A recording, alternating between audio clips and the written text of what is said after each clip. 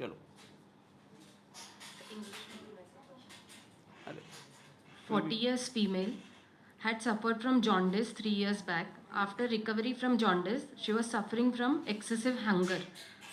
Uh, 1 hour once she is eating, adhyashan, if she controlled the hunger, after some times, her whole of the abdomen is filled with gases.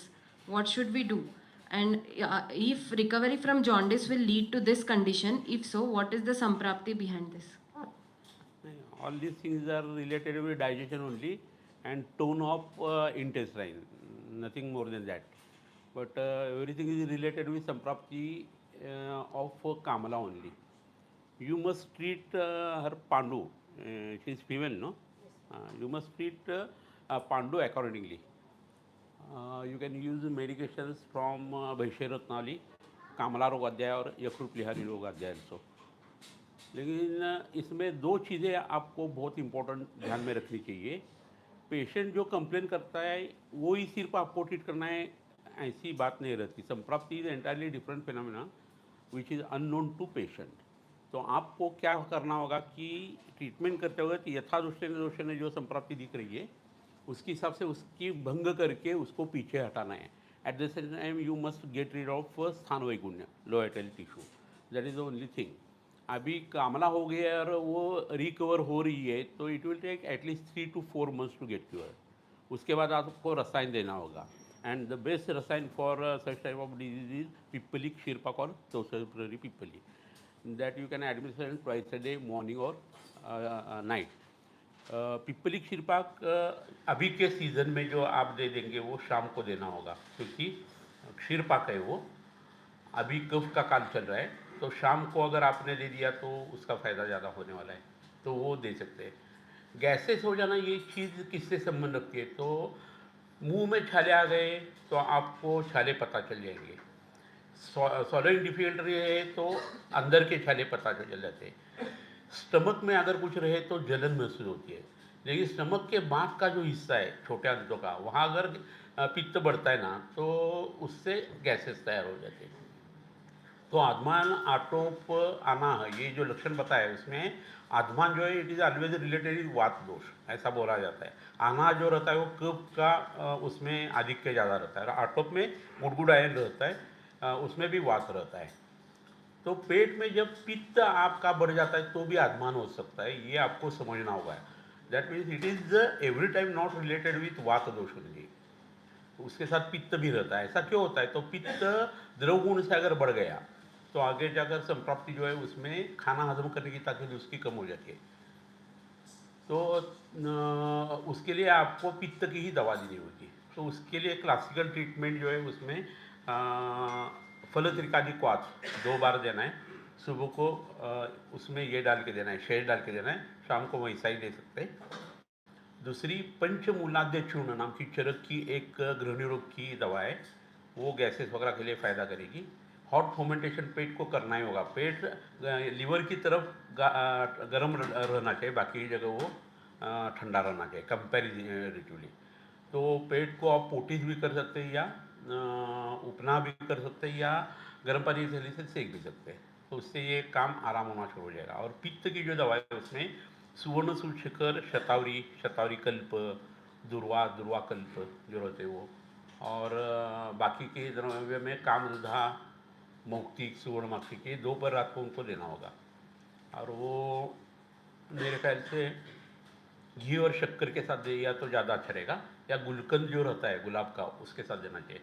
गुलकंद देना ज़्यादा बेहतर रहेगा, क्योंकि पित्त के चिकित्सा में विसर्गंध की ट्रीटमेंट अदरवाइज हो नहीं पाती. तो गुलकंद ज़्यादा फ़ायदा करेगा. मुरब्बा आंवले का जो रहता है वो भी करेगा, लेकिन उसमें सुगंध नहीं है. तो गुलकंद में वो सुगंध रहता है, तो दैट यू कैन गिव. विसर्ग गुण ज़्यादा बढ़ जाता है ना जब पित्त में, तो हमारा ये मानना है कि उससे ब्लड प्रेशर बढ़ जाता है. तो those who are suffering from hypertension ना, उनको पित्त के विसर्ग गुण के आप ट्रीटमेंट करके देंगे, you will see the difference.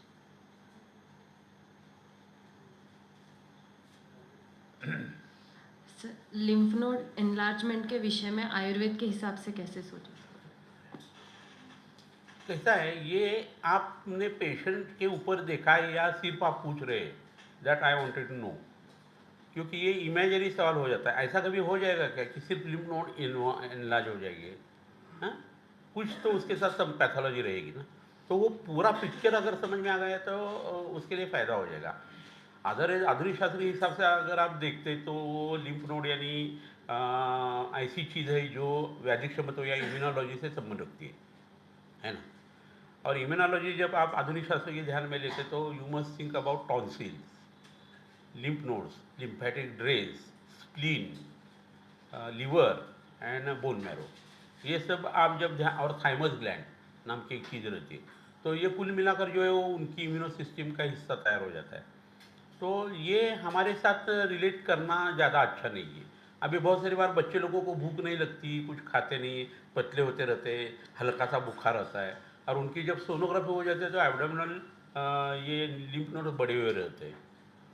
तो एब्डोमिनल लिम्फ की नोड की वजह से ये चीज़ें हुई नहीं है। That patient is suffering from fever temperature since so many days, इसलिए वो प्रोटेक्टिव है ना होके वो अगर बढ़ गए तो यू मस्ट ट्रीट ज्वर एवरी टाइम, है ना। तो आप काय के लिए दूसरा इसका सोचते लिम्फ नोड का, वो उसका रिमोट इफेक्ट है, या आप बोल सकते हैं उपद्रव है उसका। तो आयुर्वेद ऐसा कुछ मानता नहीं कि लिम्फ नोड अगर बढ़ गए तो उसको कम कर दिया, इम्यूनो सिस्टम बढ़ जाएगी और बुखार कम हो गया। ऐसी तो हमारी सोच है ही नहीं, है ना। तो आपको मूल्य संप्राप्ति का देखना होगा कभी भी। शरीर के ऊपर बहुत जगह गांठें आ गई है तो वो नॉन हॉडकिंस लिम्फोमा भी हो सकता है उनके हिसाब से, लेकिन हमारा वो निदान होता नहीं। हम ग्रंथि ज्वर करेंगे निदान, क्योंकि ग्रंथि में ज्वर में ग्रंथि भी रहती है और ज्वर भी रहता है। अभी ग्रंथि क्यों आ गई है तो डॉक्टर लोग बोलेंगे उसका अननोन रीज़न रहेगा कुछ भी, है ना, इडियोपैथिक रहेगा। और हम बोलेंगे कि उसको हमने पूछा था तो बचपन में उसको चूहे ने काटा था, तो चूहे के दंष्टा विष में ग्रंथीय लक्षण आ जाता है। तो अभी बात कैसी हो गई, दिखती है लिम्फ नोड जैसी गांठें, डॉक्टर का निदान है नॉन हॉडकिंस लिम्फोमा, और हम निदान क्या कर रहे हैं, चूहे ने काटा है। देखो कितनी अलग सोच है। तो आप ऐसा एक सिम्टम लेके कभी भी ये मत करना, पेशेंट के पूरे लक्षण आपके सामने होने चाहिए, तो उसकी आप संप्राप्ति लगा सकते हैं। ये मोबाइल जैसी तो चीज़ है ही नहीं लिम्फ नोड, बाहर कहीं तो बैठ गई और बढ़ गई, है ना। आपके शरीर में अगर है 3.5 हाथ के देह में, तो उसका शरीर के दोष धातु मल से और क्रियाओं से उसका संबंध है, ताल्लुक है। तो वो आप खोज लो ना, है ना। और लिम्फ नोड कम करने के लिए आपके पास कोई पेशेंट आ जाता है, मेरे लिम्फ नोड कम करके दे दो, तो ऐसा कैसा होता है, साड़ी ले लिया फॉल पिको कर दो, ऐसा ही क्या वो, है ना। तो आपको क्या सोचना चाहिए कि भाई पूरी शरीर की संप्राप्ति हम लगाएंगे और वो बाद में कम कर देंगे। फिर भी तो अगर लिम्फ नोड बढ़ गई तो कौन सी दवा इस्तेमाल कर सकते हैं वो मैं बताते हैं, तो बहुत अच्छा लगता है लोगों को, सर ने दवा बता दी है ना। तो इसका कोई मतलब नहीं है, फिर भी आप लोगों को कितना भी समझाए तो आपको ये मिलेगा ही। और सुनने वाले बहुत सारे मेरे उम्र से कम रहेंगे, तो माता और पिता की दया से हम बता ही देते हैं आपको, है ना। लोकनाथ रस, हाँ, गंधक द्रुति, ताम्र और जसद के जो कल्प रहते हैं वो, शुल्भ सिंदूर यानी ताम्र सिंदूर, रौद्र रस नाम की एक चीज़ है, उपोदिका नाम की एक वनस्पति है उसका रस, या हरा धनिया जो रहता है, कड़ी पत्ता जो रहता है उसका रस जो है वो भी इसके लिए फ़ायदा करता है। प्लीहा के ऊपर जाने वाली दवाई जो है उसमें वरांगक्षार है, रोहित का जरिष्ठ है, शरपुंखासो है। यकृत के लिए जो आप काम करते हो उसमें आरोग्यवर्धिनी महामृत्युंजय लो जैसी दवा है। थाइमस ग्लैंड जो रहती है उसके लिए जो आयुर्वेद में दवा है उसमें अभी जो मैंने जसद के कल्प बताया और सुवर्णमा के कल्प उसके लिए फ़ायदा करते हैं। कांचनार गुग्गुल आपका जो रहता है वो क्रव्यादरस या विष तिंदुकोटी इसके साथ देना बहुत फ़ायदा करता है इन लोगों को। शरीर को लगाने के लिए घी इस्तेमाल करना चाहिए तेल के बदले, तो उसका इम्यूनो सिस्टम के ऊपर अच्छा असर आ जाता है। कहीं भी गांठ बढ़ गई तो वहाँ पोटिस करना ज़रूरी रहता है। ये लसिका ग्रंथि से संबंधित रहते हुए भी आप उसके ऊपर जलव का लगा सकते हैं। और ग्रंथि, व्रण ग्रंथि की ट्रीटमेंट जो है ना वो इन लोगों को फ़ायदा हो जाती है। तो ये बाकी चीज़ें भी आप कर सकते हैं, कोई दिक्कत की बात नहीं। पोटिस बहुत ज़्यादा अच्छा है। पेट जिनका खराब है, गृहिणी जैसे जिनके लक्षण हैं, जिनको क्रोन्स डिसीज या अल्सरेटिव कोलाइटिस जैसी संप्राप्ति हो गई है, या बार बार जो टट्टी को जाते हैं, ऐसे जो लोग रहते हैं कृतज्ञता, उन लोगों ने जितना आटा गेहूं का खाया है ना, वो सब बंद करना है। और वो सब आटा जो है वो गर्म करके उसका पोटीज बनाकर पेट के ऊपर लगाना है।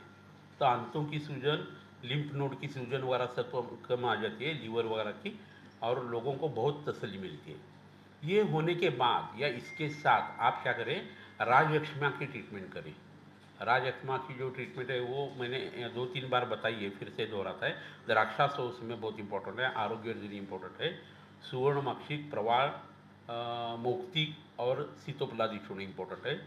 चंद्रामृत नाम का जो रस है वो सुबह को च्यवनप्राश खाना उनके लिए बहुत इम्पोर्टेंट है। पूरा ब्रह्मचर्य का पालन करना होता है। और गुडुचाम्र नाम की एक जो दवा है वो च्यवनप्राश के साथ आप ले सकते हैं। तो दवाई तो बहुत सारी रहती है, उसके पीछे की जो सोच है वो हमने बताई। अभी आमाशय में खाना चला गया और उससे आहार रस तैयार हो गया, और उसके बाद वो अगर खून में चला जाता है तो आपको रसवह स्रोतस, प्राणवह स्रोतस, महास्रोतस का पहला हिस्सा और प्रथम अवस्था पाक, इसके ऊपर काम करना होगा। तो अपने आप इसका असर जो है आपके शरीर के ऊपर, लिम्फ ग्लैंड के ऊपर आना शुरू हो जाएगा। ज्वरों में ग्रंथिक संधिपात ज्वर का काढ़ा आप पढ़ ले और वो इन लोगों को देकर देख ले, तो आपको अच्छी तरह से उसका आराम होता है, ये समझ में आ जाएगा। ठीक है।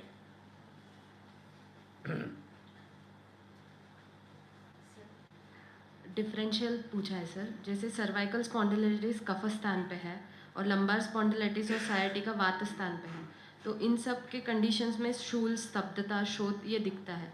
तो इनको हम वात व्याधि के जैसे ट्रीट करें या दोषों के अनुसार अलग अलग ट्रीट करें? और एग्जाम्पल में ऐसे भी पूछा है सर कि सर्वाइकल स्पॉन्डिलाइटिस में चक्कर लक्षण दिखता है लेकिन लंबार में नहीं दिखता, और लंबार सायाटिका में इंडाइजेशन दिखता है, तो इसको कैसे? पहली बात ऐसी कि आपने जो निदान स्पॉन्डिलाइटिस स्पॉन्डिलोसिस वगैरह कर रहे हैं ना, वो आप मत करें। हाँ, ये बात इसलिए आपका पूरा जो नज़रिया है वो बदल रहा है। आप क्या सोच रख सकते हैं, मन्याग्रह है, मन्यास्तंभ है, मन्याशूल है, ये आप बोल सकते हैं। हाथों में अगर वेदना आती है तो विश्वास और अवभावक हो सकता है। लेफ्ट हैंड में अगर आता है, उम्र ज़्यादा है, मोटापा वगैरह है, रक्तपीति से प्राप्त या हार्ट का प्रॉब्लम हो सकता है। सिर्फ एक कंधों में तकलीफ होती है, लेफ्ट या राइट में, स्पेशली लेफ्ट में, तो आपको गॉल ब्लैडर स्टोन भी हो सकता है। तो आपका थिंकिंग जो है वो पहले जो मान दर्द कर रही है उसका निदान होना चाहिए। उम्र 40 के आगे रहे तो एजिंग तो फास्ट होता ही रहता है। हम मम्मी का जो दूध पीते हैं वो 35 बरस तक हमें फ़ायदा देता है और हमारे शरीर में स्टेम सेल से सब चेंजेस अच्छे आते रहते हैं। लेकिन 35 के बाद वो दूध का जो हमारा पोषण का हिस्सा रहता है वो बंद हो जाता है और आदमी एजिंग को प्राप्त हो जाता है, बूढ़ा होना शुरू हो जाता है। तो आपको मांस की हड्डी में जो प्रॉब्लम आ गई है वो एक्सरे वगैरह निकालने के बाद, एमआरआई के बाद समझने वाली चीज़ है। तो आप काहे के लिए वो करते हैं, पहले पहले आप आपका निदान कर दें, आप चेक करें। हड्डी में दर्द है, दबाने से अच्छा लगता है तो वात की बीमारी है, दबाने से पेशेंट बूम मारता है तो पित्त से संबंध है। दोनों जगह का टेम्परेचर देख ले, उसका फिजिक देख ले। हम अक्सर देखते हैं, देखो दोनों विंग में एक चपटा है, एक उभर के आ गया है, तो अंदर की संप्राप्ति अलग हो सकती है। तो उसके साथ साथ आपको कंडरा में, टेंडॉन्स में, सिरा में कहाँ प्रॉब्लम है ये समझ में आ जाता है। कंडरा सिरा स्नायु जो है वो रक्त और मांस और मेद से संबंध रखने वाली चीज़ें रहती है, उसके गतवात की ट्रीटमेंट करनी होती है। तो ये सब आपको सोचना होगा। उसके साथ पेशेंट पतला है और हर शाम को उसको बुखार आ रहा है, तो पॉट स्पाइन हो सकता है, टीबी हो सकता है उसका। तो ये पहले आप तय कर लो। और ये कुछ आपको करना नहीं है तो आप ओरिजिनल थिंकिंग रख दो। शूलम नास्ति विना वाता, तो वेदनाएं वात की है। वात कहाँ पैदा होता है, पक्वाशय में, उसको हम निराम करेंगे और बस्ती लगवाएंगे। हड्डी से हिस्सा संबंधित है तो हमें क्या करना चाहिए, तिक्त खीर बस्ती सेवन करना चाहिए। बाहर बाहर की वेदनाएं और जब मूवमेंट्स होते हैं तो तकलीफ होती है, तो मसल से और मसल के इंटरफेस से संबंधित है, कंडरा और सिरा से है। कंडरा और सिरा की अच्छी दवा कहाँ मिल जाएगी, पक्षवद में मिल जाएगी। गुरुत्वार्धतनो वायु शिरा स्नायु विशेषज्ञ विरेचन करेंगे, संयम संवेद से युक्तम पक्षाघाते विरेचन, बाद में बस्ती करेंगे, वहाँ जोक लगाएंगे, विद्ध कर्म करेंगे या अग्निकर्म करेंगे। वात का दोष उसके साथ रहे तो अग्निकर्म करेंगे, रक्त बिगड़ गया है तो हम विद्ध कर देंगे, है ना। ये उसकी ट्रीटमेंट होगी। उसके साथ हमें हड्डियों का अलग सोचना चाहिए। वो कैसा सोचना जो पकवाशे में पूरी धरा कला के यहाँ 80 धरा कला है, तो उसकी 80 धरा कला हम अच्छी करेंगे बस्ती और विरेचन से। अभी 80 को इतने में छोड़ना नहीं, इससे काम हो जाता है 80%, लेकिन आपको 100% अगर उसका असर चाहिए तो आप हड्डी का पूरा सोच लो। वो पूरा क्या सोचना है, तृतीय अवस्था का हमने देख लिया, हड्डी का हिस्सा जो है वो आगे जाकर क्या बनता है, तो दंत तैयार हो जाते हैं। उपधातु दंत हो गया, मल कौन सा है, बाल है, और क्या है, नाखून है। तो उसके नाखून देख लो और बाल देख लो, वो अगर झड़ते हैं तो उसकी ट्रीटमेंट जो है वो आपको करनी चाहिए। तो दांतों की ट्रीटमेंट आप करते वक्त सिर्फ सोचेंगे कि बकुल वगैरह लगाएंगे, अर्केनग्रोथ खदीर कूब करेंगे, कैल्शियम दे देंगे, है ना, ये सोचेंगे। लेकिन आप क्या करें, जो गंदा दांत रहता है वो विषारी रहता है। आपने इतना गलत खाना खा लिया, आपकी हड्डियाँ खराब हो गई, तो आपके दांत भी खराब हो गए, आपका दांत अभी जो है वो दंशा विष पैदा कर सकता है। तो उस दांत को अच्छा करने के लिए आप अगस्त तंत्र में जाए और दंशा विष की ऐसी दवा निकाले जो हड्डी को लागू हो जाती है। अस्थि धरा कला क्रामण करके जाने वाला जो विष है वो उसकी दवा पकड़ लो और वो दे दो, तो मान की हड्डी जो है पूरी की पूरी नॉर्मल हो जाएगी। रोमशात ये लक्षण विष में आ जाता है ना। तो रोमशात अगर विष से आता है और बाल रोम का अगर हिस्सा है, तो आपको ऐसी दवा देनी चाहिए जो खाने में विष जाता है उससे रोमशात करती है। तो वो भी आ गई है, अन्न रक्षा विधि अध्याय में देख लो, वहाँ से पद्मकादाजी चूर्ण निकाला है।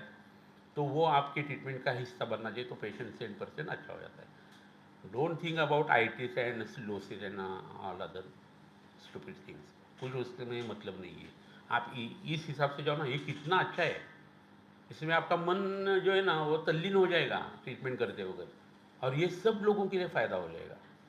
अभी आपको मैं बताता है कि पॉट्स पाइन जब रहता है तो हड्डियों की बाकी सब ट्रीटमेंट जो है वो कुछ काम नहीं करती, लेकिन जो अभी मैंने दौशाविष की चीज़ें बताई और रोम चुती की जो दवा बताई वो काम करती है, ऐसा रहता है। तो सोच थोड़ी आप जो है ना उसकी एक्सपांड कर दो, आधुनिक शास्त्र का निदान मत करो। उससे आयुर्वेद का जो आपका आय है, थर्ड आय, उसके ऊपर पट्टी आ जाएगी गांधारी जैसी। गांधारी की ऐसी थी, आपकी ऐसी आ जाएगी, आपका मुंह भी बंद हो जाएगा। हुँ? और ये दो आंखें होने से क्या फायदा है, चर्म चक्षु है, ये ज्ञान चक्षु है।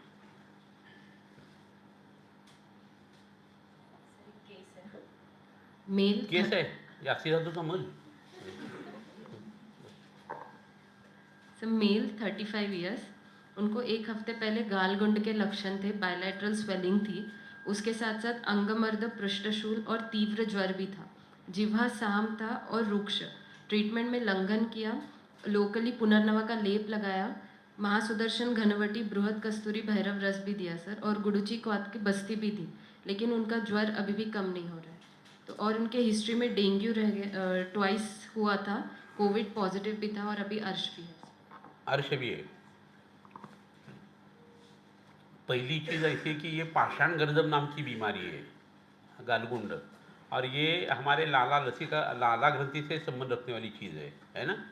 तो वो पाषाण गर्दभ क्या है, तो उसमें वात कफ जो जोर रहता है, वात कफ ज्वर में अंगमर्द, स्वेद शासमंता प्रवर्तनम, छोटे पर्वों में शूल अंग, ये सब चीज़ें मिलती है। तो उसको ये त्रिभुवन कीर्ति की केस है। दशमूलारिष्ट जो है ना, या दशमूल का काढ़ा सुबह को पिप्पली डाल के देना है, शाम को यवक्षार डाल के देना है इन लोगों को। और त्रिभुवन कीर्ति सुबह और शाम को 2-2 गोली देनी चाहिए तुलसी के रस के साथ। अभी वहाँ लेप शोष है, इसे पुनः इस्तेमाल किया है, ठीक है, लेकिन लाला ग्रंथि क्या है, बोधक कब सीक्रेट करने वाली चीज़ है, उसका सप्लाई कहाँ से रहेगा, आमाशय से रहेगा। तो आमाशय के ऊपर आपकी त्रिभुवन कीर्ति जैसी काम करने वाली है, वैसी शोषक चीज़ जानी चाहिए ना, है कि नहीं। तो आप क्या करें, ये दशमूल का काढ़ा या जो दशमूलारी से बताता है वो खाना खाने पहले या बाद में दे दो, तो वहाँ की सूजन कम आना शुरू हो जाएगा। वहाँ जो ज्वर उत्पन्न हो जाता है वो किस वजह से आया, अभी शोथ की वजह से आ गया है। तो शोथ नष्ट करने वाली चीज़ें इंटरनली जानी चाहिए, जो गाढ़ भी कम करेंगी और जो लाला ग्रंथि के ऊपर भी जाएगी। तो उसके लिए आपको आपकी थिंकिंग और ब्रॉड करनी चाहिए। लाला ग्रंथि की हिस्टोलॉजी, आपके पैनक्रियाज की हिस्टोलॉजी, टेस्टिस की हिस्टोलॉजी और ओवरीज की हिस्टोलॉजी सेम है।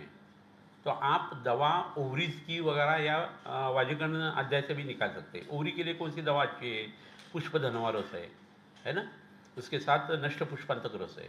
दोनों रस वाली दवा है, वो दे दो ना आप। पीसीओडी की जो दवा है वो ही यहाँ काम में आने वाली है, तो वो आपाने आप दे दो, तो उससे काम हो जाएगा। पैनक्रियाज में कोई गड़बड़ी हो जाती है तो मधुमेह उत्पन्न हो जाता है आधुनिक शास्त्र के हिसाब से। हमारे हिसाब से उसमें बहुधर्व श्लेष्मा अगर बढ़ के डॉक्टर लोगों का जैसा मधुमेह वैसा हमारा आयुर्वेदिक प्रमेय अगर उत्पन्न होता है, तो उसके लिए आपको पैनक्रियाज की दवा देनी है, वो यकृत के ऊपर जाती है, वहाँ भी जाती है, वो है आरोग्य क्लिनिक, है ना।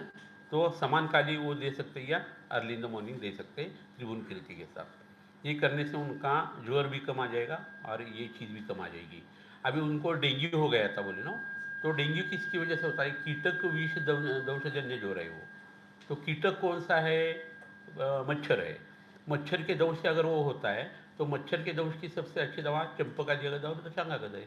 तो दशांगागद का लेप करो और उसके साथ क्या करो, ये चंपकादिगद ऐड करो, तो बुखार कम आना शुरू हो जाएगा। इसके साथ आपको दूसरी एक सोच में बता देता है, काम वासना बढ़ गई और सेक्सुअल एक्ट शुरू हो गया तो मुंह में लार आ जाती है, पुरुष रहे या स्त्री रहे। क्यों ऐसा होता है? तो उसकी एनालॉजी जो स्क्रोटल टेस्टिस से और ओवरी से बताई वो रहती है।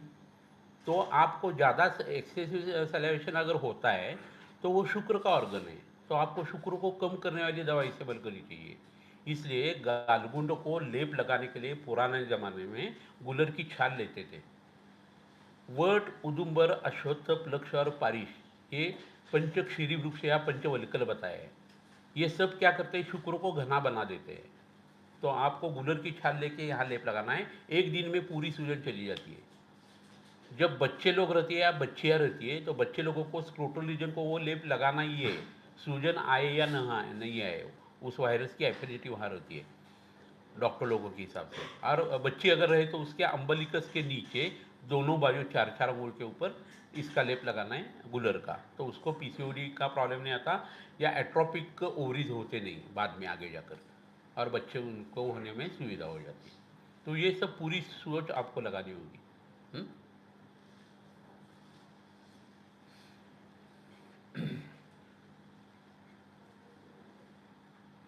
ये लेक्चर्स आप ऐसे अलग अलग सरों के सुनते गए ना लगातार, तो आपकी एक थॉट प्रोसेस शुरू हो जाएगी।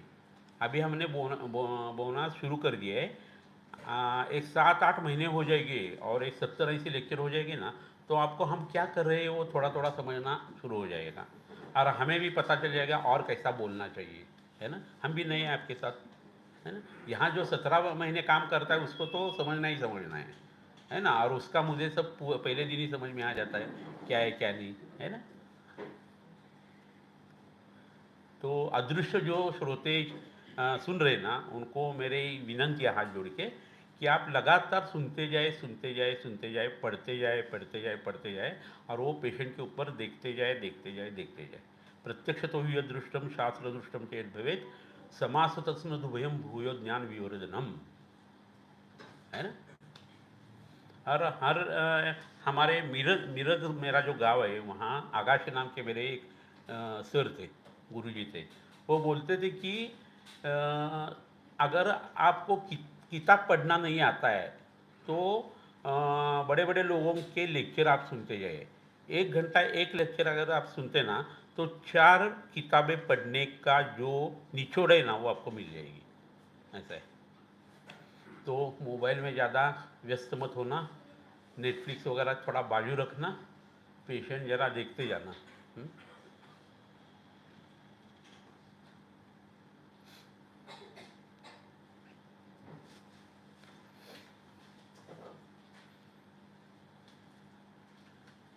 Change of work is rest ऐसा बोलते हैं। तो पढ़ने से आलस्य आ गया तो आप वनस्पति देखना जाओ, वनस्पति देखने से आपको बोर हो गया तो घर पर आके टीका पढ़ो, वो दोनों भी अगर ये बोर हो गया तो किसी सर के पास ज़रा पेशेंट देख लो या खुद पेशेंट देख लो।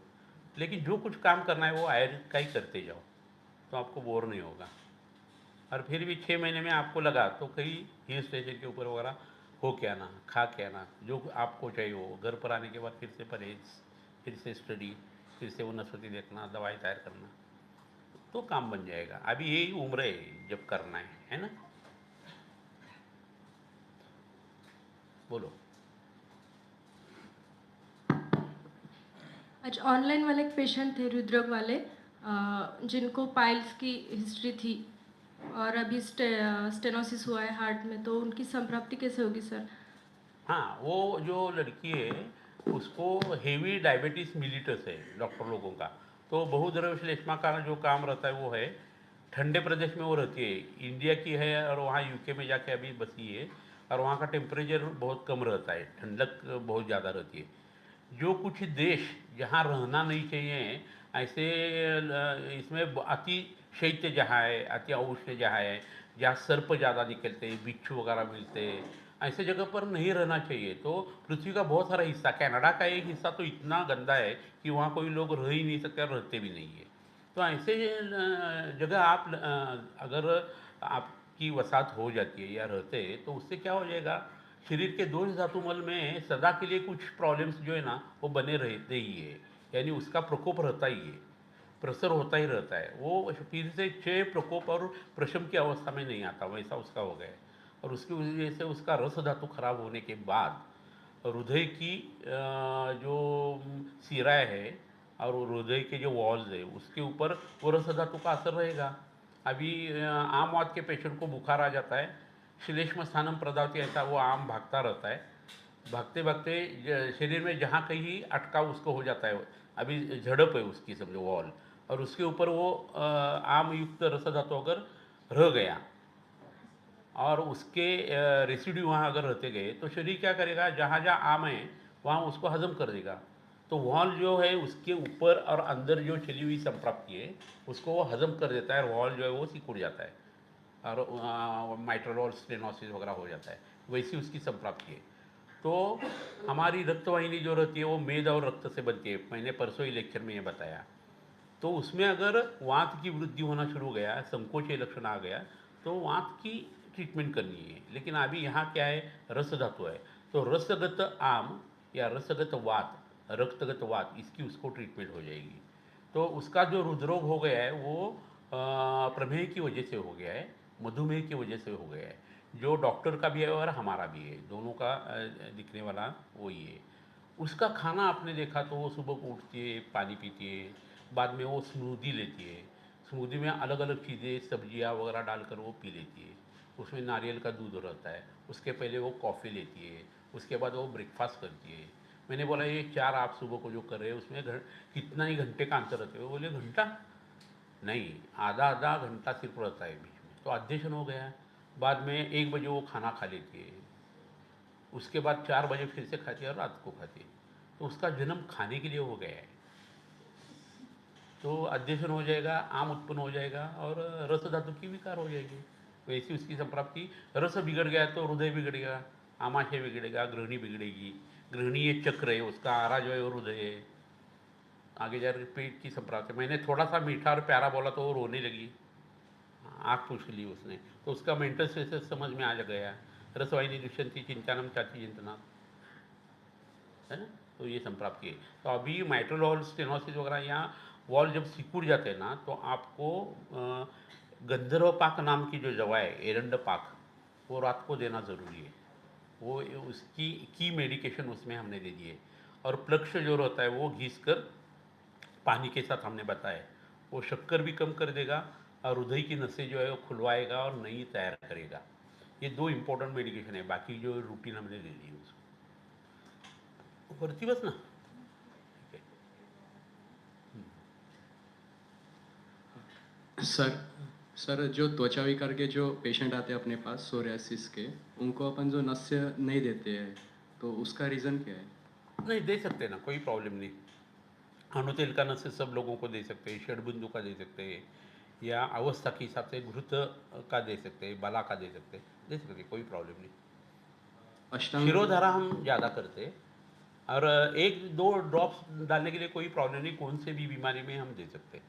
कॉन्ट्रा इंडिकेशन जो रहती है अभी बस्ती है, कुष्ठ रोग में बस्ती नहीं बताया है, प्रमेह में नहीं बताया है, लेकिन अवस्था देखकर दे सकते हैं ना। सर अष्टांग हृदय में शिरोविरेचन ऐसा बोला है उन्होंने, जो हाँ। 3 दिन बाद एक बार करना है बराबर ऐसा। बराबर है। तो उसका क्या रोल है सर? नहीं, वो तो कुष्ठ की ट्रीटमेंट ही है, बार बार जो पंचकर्म करने का जो हिस्सा है उसमें शिरोगत दोष कौन से रहेंगे, ऊपर वाला हिस्सा है, कफ और रक्त उसमें रहने वाले हैं। तो कफ और रक्त यानी क्या है, पित्त और कफ दोनों हो गए। पित्त और कफ की संप्राप्ति ज़्यादा करके क्लीनता वगैरह जो है ना वो सेकेंडरी इन्फेक्शन होने के बाद कुष्ठ में पाई जाती है। इसलिए उसका निराकरण जो है या निकालने के लिए शीर में से वो दे सकते हैं आप शिरोविरेचन।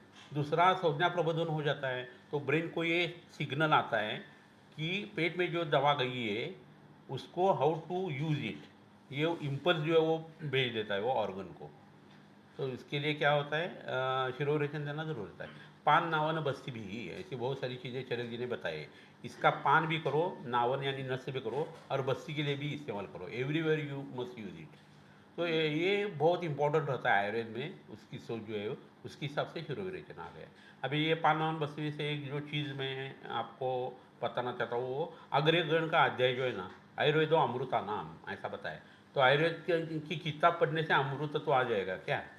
उसमें जो चीज़ें बताई वो आपको इस्तेमाल करनी होगी। सुबह को जल्दी उठना, रात को जल्दी सोना, खाना जो है वो आहार विधि विशेष है, इन तरह से षड्रसात्मक आहार, आपका भागना दौड़ना जो है वो व्यायाम, अर्धशक्ति, ये सब किया तो आयुर्वेद अमृताना। तो कोई भी अग्र चीज जब बताते हैं तो यू यूज इट एवरीवेयर ऐसा रहता है। मैं मजाक से जो बताता है ना कि रक्त पित्त किसी को हो गया है तो वासा रक्त पित्त के लिए बताया उन्होंने। तो वासा की चटनी खानी चाहिए, वासा का काढ़ा लेना चाहिए, वासा का अवले लेना चाहिए, वासा का बिछाना तैयार करना चाहिए। उसके ऊपर अगर आपको चादर वासा की लेना पॉसिबल है वो करो, उसका काढ़ा वगैरह ले लो। फूल अगर भगवान जी को अर्पण करना है तो वासा का फूल इस्तेमाल करना है ना। क्या है वो वैलेंटाइन डे को गुलाब के बदले वासा को फूल देना है, तो रक्त पित्त सब जगह कम हो जाएगा, है ना। ये करने से उसका अग्रत्व जो है ना वो आपको महसूस होगा, सिर्फ एक ही चीज़ करने से नहीं। वैसा ये शिरोविरेचन का है, बाकी के चीज़ों के साथ ये करना है, वमन विरेचन वगैरह सबके साथ। सर आज एक पेशेंट आए थे ब्रेन ट्यूमर के, उसको अपने परिणाम शूल की सामुद्रादि लवण और कोष्ठादि चूर्ण दिया था। और पेशेंट कौन सा था? हाँ पिट्यूटरी ग्लैंड का उसको मैलिग्नेंसी थी, दादी और को दिया। उसको मेरे ख्याल से अभी ये कर दिए कि उनका रेडिएशन और ये शुरू है, केमो शुरू है, ऑपरेशन नहीं हुआ ना, हो गया है। तो पिट्यूटरी ग्लैंड क्या है आफ्टर ऑल, वो क्या है, मज्जा है, मज्जा धातु है। तो मज्जाधारा कला जो है ना वो कहाँ तैयार हो जाएगी, घृणी में हो जाएगी। इसलिए घृणी के ऊपर की दवा हमने दे दी है। भूख अच्छी बढ़ाने के लिए हमने शुरुआत कर दी है, लेकिन उसमें आ गया सामुद्रादि लवण। हाँ, वो हम ज़्यादा इस्तेमाल नहीं करते, हम भास्कर लवण ज़्यादा इस्तेमाल करते, हिंगाष्ट भी कम करते, लेकिन वो सामुद्रादि आ गए। तो मधुर विपाक होना हमें बहुत इम्पोर्टेंट था, इसलिए दे दिया। तो सामुद्रादि का जो आगे जाकर विपाक होता है उसमें खट्टे डकार नहीं आते, नमकीन डकार नहीं आते, मीठे डकार आते हैं। वो उसका कैरेक्टरिस्टिक है। हिंगाशय से तो जलनी होती है बाद में। तो विपाक उसका हमारे लिए ज़्यादा इम्पोर्टेंट है, क्योंकि वो कहाँ होने वाला है कि छोटे अंतों में होने वाला है, गृहिणी में होने वाला है ना। इसलिए हमने वो दे दिया। वहाँ क्यों ऐसा करना है, तो क्या विरेचन जो है, वमन की द्रव्य का पाचन होने की जरूरत नहीं रहती, वो बाहर आ जाता है। विरेचन का द्रव्य पश्चिमानावस्था में काम करता है, वहाँ की कला हमें इम्पोर्टेंट है, इसलिए समुद्रादि दे दी।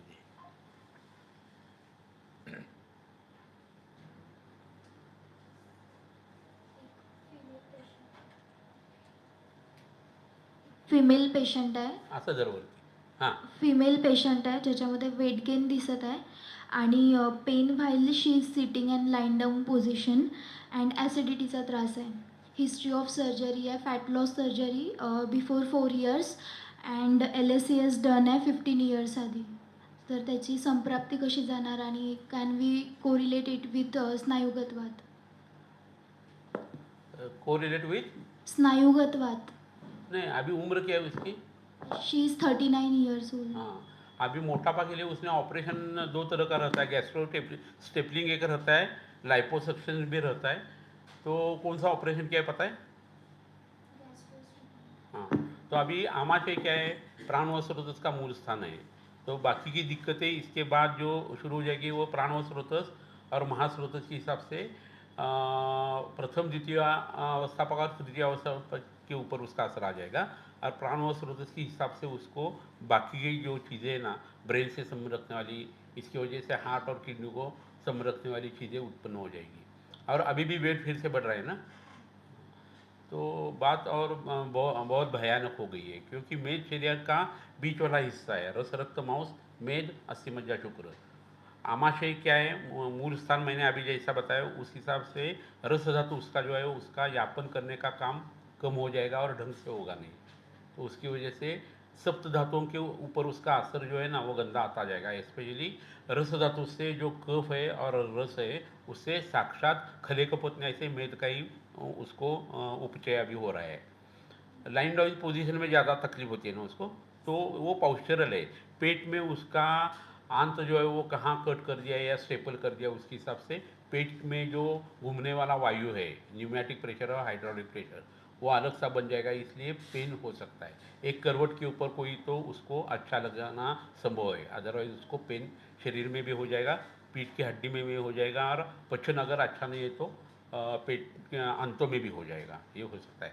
तो संप्राप्ति अभी जो है उसकी वो रस धातु के हिसाब से और महास्रोतस का आघात या विद्वत्व इसके हिसाब से ही आपको सोचकर देनी होगी। ऑपरेशन करके एक बार शस्त्र लग गए शरीर को तो पहले जैसा हो नहीं पाता, तो 70% उसको आराम हो सकता है with the help of other medication. Simple सी बात क्या है, सुबह को कपित्त चूर्ण उसको लेना चाहिए घी और गर्म पानी के साथ। बाद में शाम का खाना भुना हुआ थोड़ा सा लेना है सूर्यास्त के पहले, और तुलसी का बीज, तुलसी का रस, ये फानिज जो रहता है काकवी, वो और घी के साथ उसको देना चाहिए, तो उसका वेट अपने आप कम आ जाएगा और ये सब सिम्टम उसके कम आ जाएंगे। इसके साथ साथ आप क्या कर सकते हैं, अभी पेट को जो तकलीफ हो गई है उसके लिए बस्ती लगवा सकते हैं, वो तिक्त क्षीर बस्ती होनी चाहिए और मात्रा बस्ती के हिसाब से आप दे सकते हैं। शरीर को लगने के लिए लगाने के लिए उद्वर्तन जो है वो कफ कमी करने वाला है, मेद भी कमी करने वाला है। तो शौल्य रोग अध्याय में भैषज रत्नावली में एक शैवाल युक्त ये आ गया है, उद्वर्तन आ गया है, वो लगाना है, पुनर्वादित शरीर को लगाने के लिए देना है। मोटापा भी जो है वो सूजन जैसा आप ट्रीट कर सकते हैं, तो श्रोत रोग अध्याय में वाघबड़ जी ने नहाने के पानी में डालने की कुछ दवाएं बताई, उससे नहाना चाहिए तो नॉर्मल हो सकती है।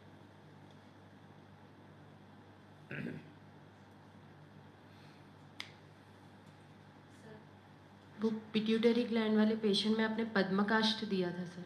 पद्मकाष्ठ के साथ और कुछ तो दिया है, शशिवटी। हाँ शशिवटी। शशिवटी दिए, कूट कर दिए ना, काली गोली या शशिवटी दिले, शशिवटी दिए बराबर है।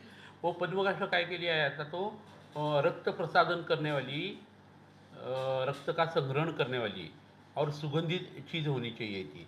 मज्जा और पित्त दोनों का सोचना है, तो रक्त का प्रसादन हो गया, शीत वीर्यात्मक है पद्मकाष्ठ और सुगंधी है, तो पित्त का भी सोच लिया, इसलिए वो दे दिए। और किसके साथ दे दिए हैं, लोह शिलाजित युक्त चंद्रप्रभा के साथ दिए है। चंद्रप्रभा तो वैसे ही चंद्रप्रभा की विख्यात और सर्वरोग प्रणाली बताया है, हर एक बीमारी में आप चंद्रप्रभा इस्तेमाल कर सकते हैं with the help of different अनुपान। तो हम अभी जो दवा दे रहे हैं उसको, उसमें ये चंद्रप्रभा क्यों दिए, तो संप्राप्ति गांठ की है, वो गांठ कम होनी चाहिए, कर्षण होना चाहिए, कर्षण होते होते धातुओं का क्षय नहीं होना चाहिए, ये हमारी सोच है। इसलिए हमने वो लोह शिलाजित रहते हुए भी वो कर्षण नहीं करेगी, क्योंकि वो ऐसा अगर करती है तो उसका जो गुण है उष्ण गुण, उसमें सब चंद्रप्रभा की विख्यात सर्वरोग प्रणाली हम बोलते हैं, लेकिन उसमें बहुत सारे द्रव्य जो है वो गर्म ही है ना, चंद्रप्रभा, वचा, मुस्ता, पूनिम्बा, सुरदारवा वगैरह। तो हमें उसको काउंटरएक्ट करने के लिए पद्मकाष्ठ ठंडा हमने इस्तेमाल किए, इसलिए वो कॉम्बिनेशन दे दिया। अभी ये कॉम्बिनेशन कहाँ काम करेगा, तो एक तो आमाशय के ऊपर करेगा और दूसरा पक्वाशय के ऊपर करेगा। गृहिणी के बीच का हिस्सा जो है वो पद्मकाष्ठ जो है वो उसका वहाँ असर आने वाला है, और वात कफ संप्राप्ति रहती है तो गांठें आ जाती है, इसलिए आमाशय का सोचना चाहिए और पक्वाशय का सोचना चाहिए। आमाशय में कफ और पक्वाशय में वात, ऐसी वो सोच रख कर दे दिए। सोच रख कर बोलना गलत है, वो नाथ नाड़ी परीक्षा से आई हुई दवा है, तो वो आ गई है और उसका इंटरप्रिटेशन ये है। सर आज एक पेशेंट आए थे, मेल 55 ईयर, उनको पादतल संधि शूल और शोथ था, और नोन केस ऑफ डायबिटीज़, और उनके हिस्ट्री में सर उनको अर्श, अश्मरी, गॉल ब्लैडर स्टोन और नासागत रक्तस्राव ये उनकी हिस्ट्री थी समर में और विंटर में। तो इसमें हम पित्तधरा कला विकृति की वजह से अस्थि की विकृति हो गई ऐसा। हाँ, यकृत से संबंध रखने वाली चीज़ें है। और अर्श जब हो जाता है ना, तो अर्श कभी भी यकृत का काम बिगड़ने से और घृणी से ही हो जाता है। इसलिए अर्शातिसार घृणी प्रायः चांदनी निदान होता है, ऐसा बताया। तो घृणी के लोगों को अर्श है या नहीं देखना चाहिए, अर्श के लोगों को घृणी अतिसार हो गया या नहीं देखना चाहिए। तो आप अक्सर देखें कि अर्श ही रहते हैं ज़्यादा, है ना। घृणी रहती है लेकिन वो उससे तकलीफ ज़्यादा नहीं होती लोगों को। और हमें ट्रीट करने में भी घृणी जो है वो 10 बरस की पुरानी रहे तो भी वो अच्छी हो सकती है। लेकिन बवासीर जब उत्पन्न होते हैं ना, तो उसमें बहुत सारी चीज़ें जो है गलत होना शुरू हो जाता है। बवासीर क्या क्या करता है देखो। बवासीर का पहला नाम संस्कृत क्या है? अर्श। अरिवत प्राणान शृणोति, वो आपका शत्रु है, एक चीज़ हो गई। गुद मार्ग में हो गया, एक जो दुर्ग का हिस्सा रहता है, बुरुज जो रहता है वो खराब हो गया आपका। दूसरा जो है मूत्र मार्ग है, मुंह है और नाक है ना। तो एक बुरुज आपका गिर गया तो आपका शरीर भी गिर सकता है, दूसरी चीज़ हो गई। बाह्य रहे या अभ्यंतर रहे अर्श, यकृत की दृष्टि रहती है, इसलिए पित्तधारा कला, मज्जाधारा कला, सोच आपकी खराब हो गई। पित्त की वजह से रक्त खराब, और उसकी वजह से रक्त की शरीर में जहाँ जहाँ संप्राप्ति हो सकती है, हर एक ऑर्गन में रक्त रहता है, उसकी विकृति शुरू हो गई। इसके साथ क्या हो गया, वो गुद मार्ग में ऐसी जगह बैठा है कि उससे अवरोध हो जाता है। अवरोध होने की वजह से क्या होता है, उदावर्त होता है। तो उदावर्त के पूरे लक्षण आकर वो प्राण का भी हरण कर सकता है, अपान भी बिगड़ गया और प्राण भी बिगड़ गया। तो आप बोलेंगे सर ऐसा कभी रहता ही क्या, है ना, इतना कभी बवासीर से कुछ होने वाला है? तो मैं आपको बताता है, ज्वर और घृणी जितने इम्पोर्टेंट है ट्रीटमेंट करते वक्त, वही उतना ही अर्श इम्पोर्टेंट है या मलाउष्टमी इम्पोर्टेंट है। इसके लिए हम एक बात अभी करेंगे, वो अगबट निकालो। अभी मैं आपको वाग्भट में से अर्श के पूर्व रूप और रूप पढ़ के बताता है। तो आप सोच लो, आपको लगेगा अर्श एवरीवेयर। हाँ, जहाँ भगवान जी सब जगह दिखते थे, रावण को राम जी सब जगह दिख रहे थे ना। मंदोदरी बोलती थी आप क्यों इतने घबरा रहे हो, तो बोलते थे हर जगह मुझे राम दिखाई रहे हैं, है ना। वैसा अभी आपको मैं अर्श दिखाने वाला है। वो पढ़ के बताता है, तो ग्रंथों का मज़ा आ जाएगा आपको, ग्रंथ पढ़ने में कैसे चीज़ें होती हो। काय मिळतंय नाही, वाघबट दिसतोय की नाही, दृष्टीनाशाचं आरशात लक्षण आहे बरं का एक.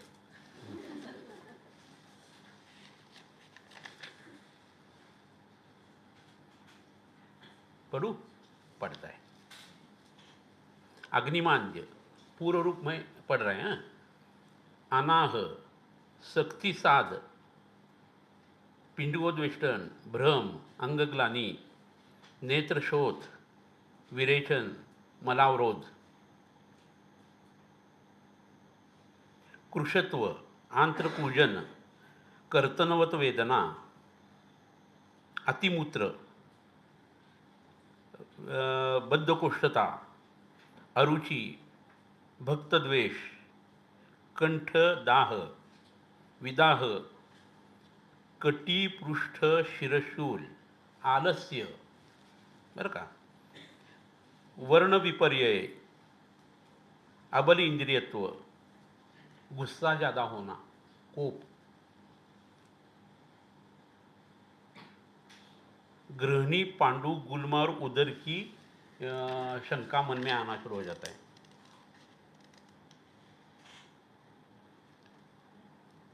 अब इसके बाद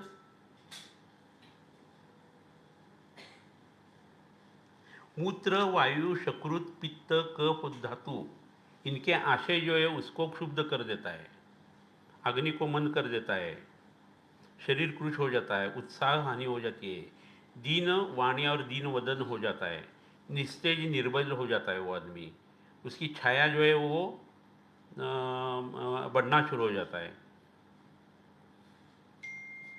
कास, तृष्णा, श्वास, प्रतिशय, क्लम, अंगमर्द, छर्दी, शौथू, ज्वर, षंढता, बाधिर्य, तिमिर दोष, मूत्र शर्करा, मूत्राशमरी। ऐसी मैंने 2 पढ़ लिए है, अभी वात के भी है, पित्त के भी है। वो अगर पढ़ लिया तो आपको लगेगा कि पूरा का पूरा आयुर्वेद यहाँ कवर हो रहा है।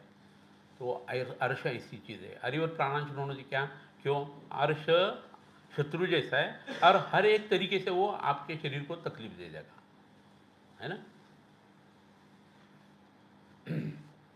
सर 33 इयर्सचं मेल पेशंट आहे. दक्षिण कर्ण जडत्व वाटतं असं त्याचं म्हणणं आहे. अग्नी मलमूत्र सगळं व्यवस्थित आहे, काहीच प्रॉब्लेम नाही. आजाराची पण हिस्ट्री नाही आहे, विषाचं पण काहीच नाही आहे. फक्त एकच रिझन सापडलं की त्याला 15 वर्षाचं असताना कुणीतरी स्टंप मारला होता त्या जागेला, टेम्पोरल साईडला, तर रक्त आलं होतं. आणि आता वय त्याचं 33 आहे. तर तेव्हा जाऊन त्याला हा त्रास झाला. गेली 3-4 वर्ष सगळे ENT वगैरे सगळे पालथे घातले, आतून चेक झालं, मी पण बघितलं, काही नाही आहे, काही नाही आहे, काही नाही, सगळ्यांचं म्हणणं आहे. पण त्याला खूप इरिटेट होतं आणि आत काहीतरी जड आहे, ते असं काढून घ्यावं असं वाटतं. तर त्याचं आणि फक्त पित्ताचा थोडासा त्रास आहे म्हटलं, ते पण क्वचित कधीतरी कडसर आणि पित्त वगैरे. प्रतिष्ठा वगैरे नाही, ती पण हिस्ट्री नाही आहे. फक्त आघात एवढी एकच हिस्ट्री सापडली आणि जड वाटतंय म्हणतो आणि इरिटेट होतं. सो आत्ता बाधिरे योग दिलाय, पण वातरक्त किंवा कोणता योग? रक्तपित्त, बाधिरे योग. बरं. सो वातरक्त किंवा रक्तपित्त सारखं काही असा वेगळा विचार करायची गरज आहे अजून? नहीं, अभी उसको स्टम्प से मारा है और इतने डॉक्टर हो गए और फिर भी वो कम नहीं हो रहा है, फिर भी वहाँ तकलीफ है, फिर भी ज़्यादा कुछ उसको सिम्टम्स नहीं है। अगर ऐसा रहता है ना तो पहले पोटिस कर दो आप। जड़ तो लग रहा है तो कफ है, शोथ है, तो शोथ निकालने की पहला तकलीफ क्या है, वहाँ पोटिस आपको करना चाहिए। दूसरा जलों का उच्चारण कर दो। ऐसा फैसिनेटिंग कुछ तो करना है, जैसा वो मछली वगैरह अंदर डाल देते हैं ना श्वास के लोगों के लिए वगैरह, तो फैसिनेटिंग रहता है। अरे वो दवा जो है वो उसके लिए 1-2 चीज़ें हैं, मैं उसकी कथा आपको बताऊंगा, लेकिन पहले हम ख़त्म कर देते हैं। तो पोटिस करो, जलों का उच्चारण कर दो। अभी ये बायलैटरल है ना, या यूनिलैटरल है, राइट साइड पे है, और दूसरी बाजू उसकी अच्छी है। हाँ, तो उसको स्टंप वहाँ मारने का वो जो सोच रहे हैं ना, उसका भी असर रहता है। तो उसकी जो राइट नॉस्ट्रिल है उसमें दवा डालना शुरू कर दो, तो वहाँ की नाड़ी बंद हो जाएगी, दूसरी शुरू हो जाएगी और उसको आराम शुरू हो जाएगा। समझो हमें बहुत ठंडक लग रही है, तो लेफ्ट हमारी जो नाड़ी है वो चंद्र की है, राइट जो है सूरज की है। तो ठंडक ज़्यादा लगती है, आप लेफ्ट नॉस्ट्रिल बंद कर दो, तो आपको क्या हो जाएगा, राइट नॉस्ट्रिल शुरू हो जाएगी, शरीर में उष्णता का आविर्भाव हो जाएगा। वैसा उसको जो कुछ हो रहा है राइट साइड पे, वो नॉस्ट्रिल बंद करनी है, तो दूसरी शुरू हो जाती है, सिम्टम्स कम आ जाते हैं। ये करना है। तीसरी बात ऐसी है कि उस पेशेंट को आप तर्पण भी करो, तर्पण आश्चोतन वगैरह नस से भी करो, सब कफग्न चीज़ों से करना है। मुंह में गंडूई धारण करने के लिए दे दो। राइट साइड का ऊपर वाला हिस्सा और नीचे वाला हिस्सा, वहाँ के दांत देख लो, उसमें कृमिदंत रहे तो उसकी ट्रीटमेंट कर दो। और उसके साथ कान में डालने के लिए जो दवा है ना, वो राइट कान में कुछ मत डालना, लेफ्ट कान में डाल सकते हैं। ये हो गई। अभी ये ऊपर वाला हिस्सा है, वहाँ क्या है, कफ और रक्त है, तो रक्त में कफ बढ़ गया, ऐसी संप्राप्ति आपको कहाँ मिल जाएगी, रक्तपित्त अध्याय में मिल जाएगी। ऊर्ध्वगत रक्तपित्त की उसकी ट्रीटमेंट करनी है, वो है विरेचन। तो विरेचन करने से क्या हो जाएगा, विरेचन से ताल्लुक अर्श से, अर्श में बाधिरे और ये सब लक्षण अभी हमने पढ़ लिए, तो कान से ताल्लुक रहने वाली चीज़ों के लिए उसको हम नीचे से विरेचन दे देंगे। ये सब होने के बाद भी वो अगर बोलता है नहीं देयर इज समथिंग रॉन्ग, तो उसको शिरोदधी सुबह शाम या माना जो दोपहर, तो पेशेंट वो नॉर्मल हो जाएगा। नको करू विद्य कर्म, स्टंप ने एक बार विद्य कर्म किया है, काय केले फिर इथे, है ना। किती वेळ झाला रे, हां 14 मिनिट, अजून एक 5 मिनिट बोलेंगे।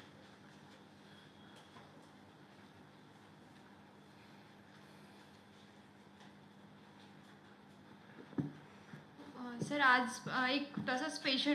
एक पेशेंट था जिसको मलाव स्टम्भ और फिशर की तकलीफ थी, तो उसे सीए ऑफ रेक्टम था, तो उसी का रीज़न है सीए का?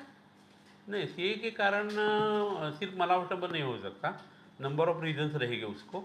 और सीए रेक्टम का निदान डॉक्टर ने जो किया है वो बहुत अर्ली स्टेज ऑफ मैलिग्नेंसी में हो गया है, तो अच्छी बात है कि उसको बाकी कुछ नहीं कर रहे हैं अभी वो। लेकिन मलावटम्ब, पित्त जो ग्रहणी, खाने में जो चीज़ें आ जाती है उसमें गलत चीज़ें, नॉनवेज अगर खाने में आ गया ज़्यादा, या कैफीन जो रहता है वो अगर ज़्यादा पेट में चला गया है, तो जैसी लक्षण आती है वैसी उसको है। मलावटम तो सब चीज़ों का कारण वेगावरोध बताया है ना। अभी मलमूत्र का अवरोध करने से सब बीमारियां हो जाती हैं, ऐसा बताया है। तो हमें लगता है वो फिजिकल फेनोमेना है फिजिक्स की। मैल अटक गए इसलिए दोष ऊपर चढ़ गए वगैरह, वो तो होता ही है। लेकिन मैल में ऐसे बहुत सारे बीज रहते हैं जो रीएब्जॉर्ब हो जाते हैं। आपका खून ऑक्सीजनेटेड रहे या नॉन ऑक्सीजनेटेड रहे, उसमें वो चीज़ें एब्जॉर्ब हो गई। तो वो मल का स्नेह क्या है, मज्जा का स्नेह है। वो अगर स्नेह अंदर चला गया तो वो खून में घूमता रहता है। बाद में सैचुरेटेड खून जब तैयार हो जाता है तो आर्टरीज को अंदर से लग जाता है और आर्टेरियोस्क्लेरोसिस हो जाता है। तो उसकी संप्राप्ति वहाँ रहती है, इसलिए विरेचन देना ज़रूर होता है। कुटकी का विरेचन वगैरह उसके लिए दे देते हैं। तो मल और मूत्र का वेग का धारण करना यानी फिजिकल फेनोमेना फिजिक्स की नहीं है, वो केमिकल फेनोमेना है अलॉन्ग विथ फिजिकल फेनोमेना, है ना। इसलिए उदावरत के सब चीज़ें आपने देखी तो उसमें ये आ जाता है। यानी मैल का पानी जो है वो पूरे शरीर में फैल जाएगा, आपके ब्रेन के ऊपर असर करेगा, आँखों के ऊपर करेगा, इंद्रियों के ऊपर करेगा, हार्ट, लिवर, लंग, एवरीवेयर। ये प्रॉब्लम है। इसलिए यज्ञ पुरुष अध्याय में चरगी बोलते हैं कि बीमारियों का कारण जो है वो मलमूत्र का वेगों का धारण ये है। बाकी के वेग भी उतने ही इंपॉर्टेंट है, लेकिन ये दो ज़्यादा इंपॉर्टेंट है क्योंकि एक्सक्रीट है वो शरीर का, वो बाहर जाना चाहिए। वो टॉक्सिक है, वो आप अंदर नहीं ले सकते, है ना, ऐसा है। तो वो कौन सी कथा मैं बताने वाला था? हाँ? मछली, हाँ। तो ये श्वास की जो बीमारी है ना, वो ऐसी फैसिनेटिंग चीज़ करने से अच्छी हो जाती है या उससे तैयार हो जाती है। मेरे पास एक गौली जो रहता है ना दूध वाला, उसका बच्चा आता था और उसके डैडी थे 3-4 महीने हॉस्पिटल में रूबी हॉल में थे। और वो हर रोज़ सुबह को डैडी को चाय वगैरह देने के लिए, नाश्ता देने के लिए जाता था। तो कुछ दिन होने के बाद उसके समझ में आ गया कि वो इतना तगड़ा बच्चा, अच्छा व्यायाम करने वाला, उसकी सांस फूल रही है और उसको दमा लग गया। तो इतने दिन वो ऐसे अगर हम बैठे तो 90 पाउंड हमारे पीठ की हड्डी के ऊपर ये रहता है, वजन रहता है। इतना मैं डील करता है वो 250 पाउंड हो जाता है। इतना हमारे पॉस्चर का असर आ जाता है।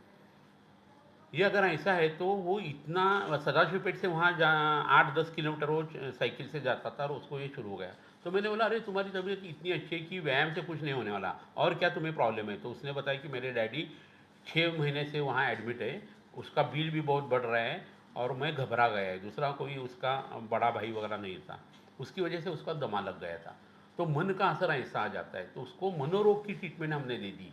शारीर मानस विकार, उन्माद, अपस्मार और श्वास, इसमें से कॉमन जो दवा आती है वो हमने देना शुरू कर दिया।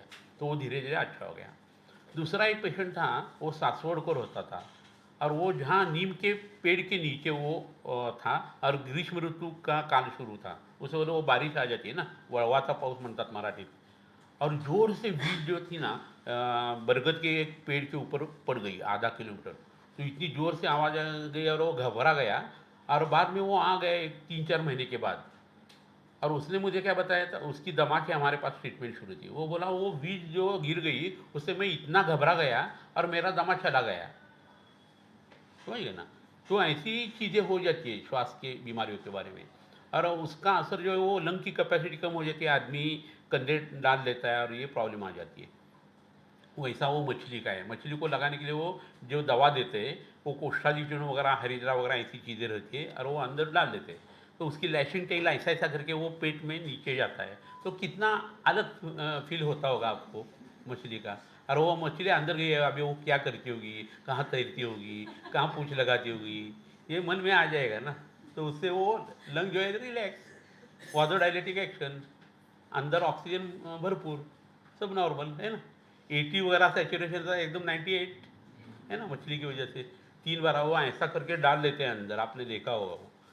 तो आप भी ये कर सकते हैं, कोई भी छोटी मछली दे दो, मछली नहीं ली तो भी चलेगा, जिलेबी का, इमरती का टुकड़ा ले लो, उसमें डाल दो और डाल दो उसके पेट में, वैसा ही असर आ जाएगा। कान के यहाँ अग्निकर्म करना, शेनमन पॉइंट को अग्निकर्म करना, कर्ण व्यधन करना, ये जो है ना वो श्वास के लिए इसलिए काम करता है। ऐसी कथा है। सर म्हणजे एक विस्मय करणं असं आहे। उन्माद और अपस्मार में आ गए, स्पेशली उन्माद में ऐसा आ गया है कि राजा ने तुम्हें फांसी देने के लिए बताया है, ऐसा बताते हैं उस पेशेंट को, तो एकदम घबरा जाता है वो। नहीं तो नाग और सांप उसके ऊपर छोड़ देते जिनके दांत निकाले वगैरह। ये सब क्या है, विस्मय करने की चीज़ है।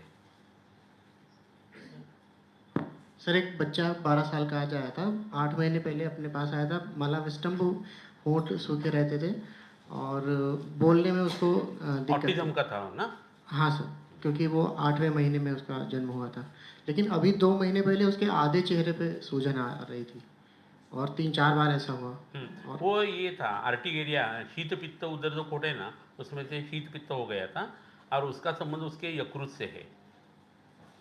तो यकृत दृष्टि निकालने के लिए हमने शीत पित्त नाशन कषाय, फलत्रिकादि काढ़ा, ब्रोदर वगैरह दे दिए, तो उससे वो आराम हो जाएगा। ऐसे अटैक्स आ जाते हैं, ओट बड़ा हो जाता है, या आँखों को तकलीफ होती है, या शरीर के ऊपर बड़े बड़े चक्करते आते हैं, तो वो एलर्जी रहती है लोगों के हिसाब से डॉक्टर के, तो उसका यकृत से वो ताल्लुक रखती है अक्सर। किती झाले मिनिटं? 55 झाले असतील ना? ठीक आहे. आता विश्वात्मके देवे